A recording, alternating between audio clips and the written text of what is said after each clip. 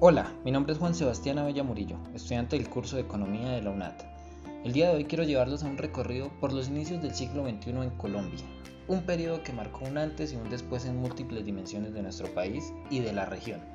Hablaré de lo que fue emergiendo a comienzos de este siglo, de movimientos y decisiones que a la larga configuraron el rumbo político, económico y social del territorio colombiano. Así que podemos iniciar.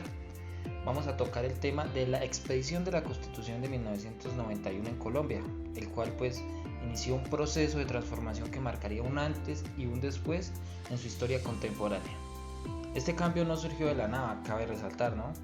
Fue el resultado de un contexto político convulsionado y del impulso ciudadano del movimiento de la séptima papeleta, nacido en 1990 cuando miles de estudiantes universitarios comenzaron a promover la inclusión simbólica de una papeleta adicional, ¿sí?, en las elecciones del 11 de marzo de ese año.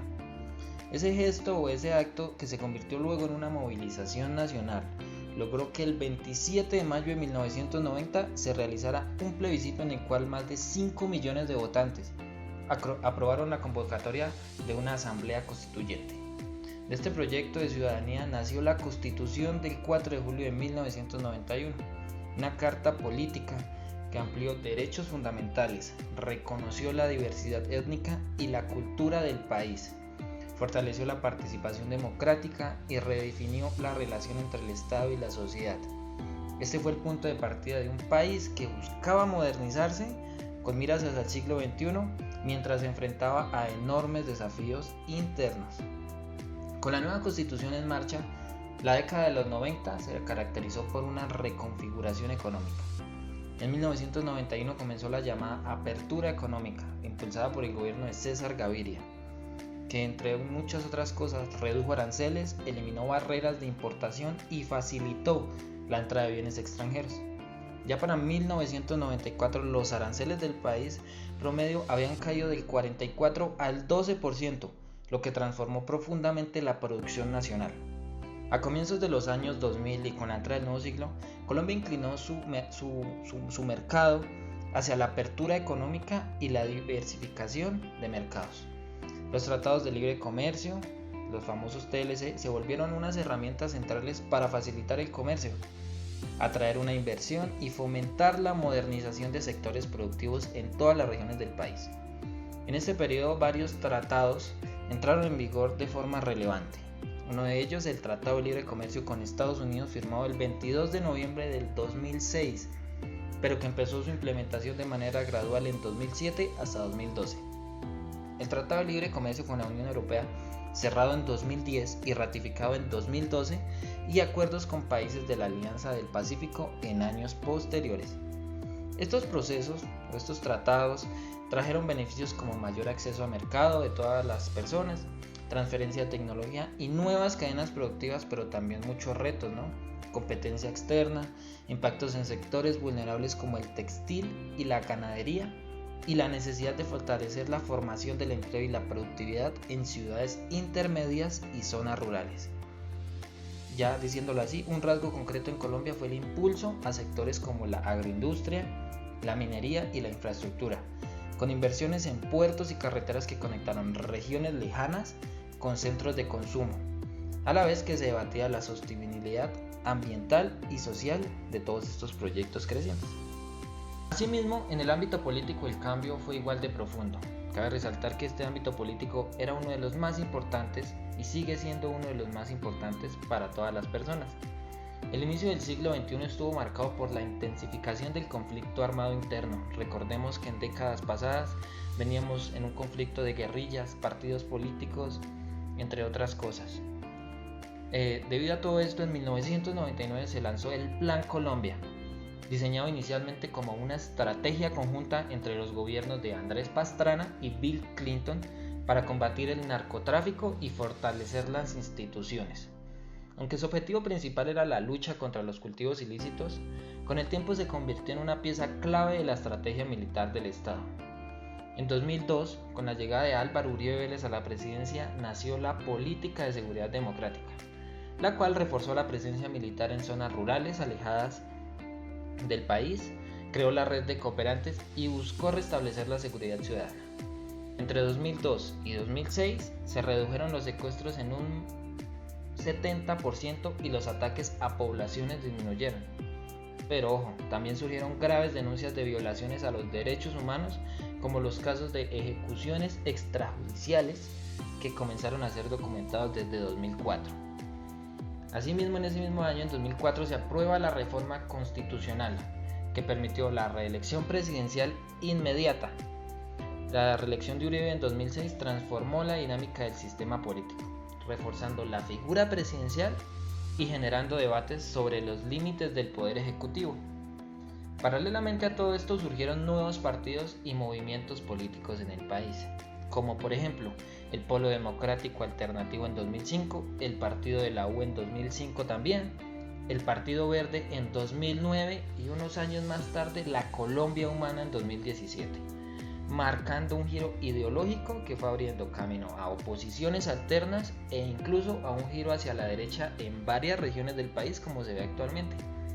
Esta diversidad política se consolidó con la elección de alcaldes y gobernadores con agendas progresistas o ideas progresistas, como el triunfo de Gustavo Petro en Bogotá en 2011 o Claudia López en 2019. Ya en 2016 se marcó un hito histórico con la firma del acuerdo final entre el gobierno de Juan Manuel Santos y las FARC, el 24 de noviembre en el Teatro Colón. A pesar del rechazo del plebiscito del 2 de octubre de ese mismo año, el acuerdo fue ajustado y finalmente implementado.